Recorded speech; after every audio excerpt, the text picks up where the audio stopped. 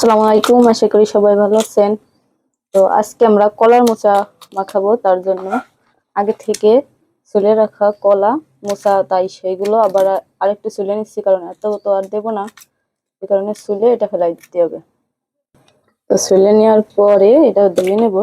আরেকটা আছে, ওইটাও ভালো করে চুলে যেটুক দেবো ওইটুকুই রাখবো।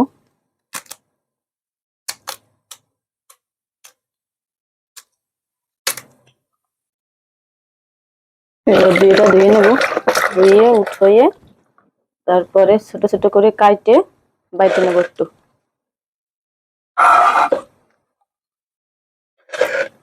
একটু কাটতে নিই, কারণ তাহলে শেষা দিলে একটু হয়ে যাবে, তাড়াতাড়ি বাটা হয়ে যাবে। কাটা শেষ।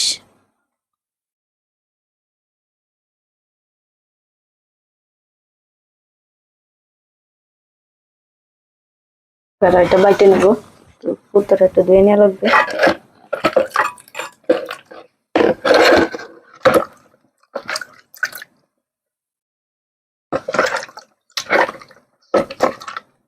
ডান হাত দিয়ে বাটতে পারবো না, তো বাম হাত দিয়ে অল্প অল্প করে চেঁচা লাগবে, কারণ ডান হাতে আমার সমস্যা, বাম হাত দিয়ে বাটবো। এবার এগুলো বাইটে নিতে হবে।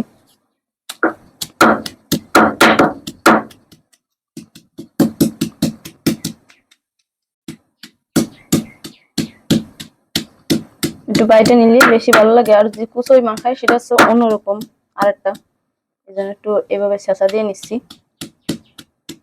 কলার মোচা মাখার টেস্ট অনেক বেশি সুন্দর, আপনারা খেয়ে দেখবেন।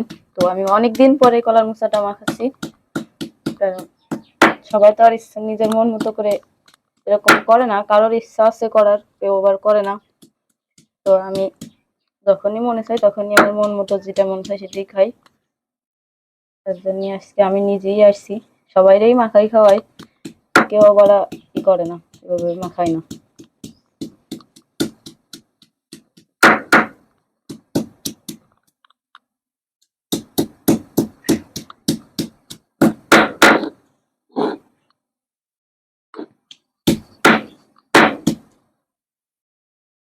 তো শেষা শেষ, সাবলা সাবলা রয়েছে আস্তে আস্তে, আর একটু বেশি আপনার পারলে মিহিন করে নেবেন, কারণ আমি তো আর পারতেছি না, এই কারণে এটুকু করে নিচ্ছি।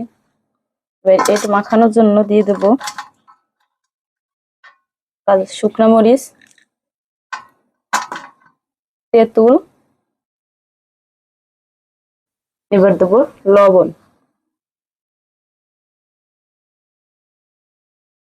তো শুকনো মরিচ আর লবণটা একটু ভালো করে ডলে নেব।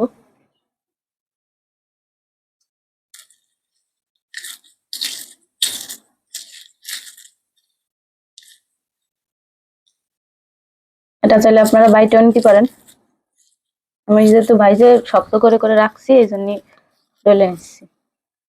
এবার দেব তেঁতুল, তেঁতুলটায় সামান্য পরিমাণ একটু পানি দিয়ে গলায় নিতে হবে।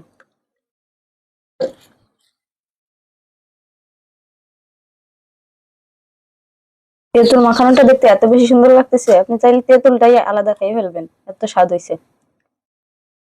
তো এবার এটা দিয়ে এটা ভালো করে মাখাই নিব মোচা। দেখেন কত সুন্দর দেখতে হয়েছে, লোভনীয় একটা ভাব চলে আসছে।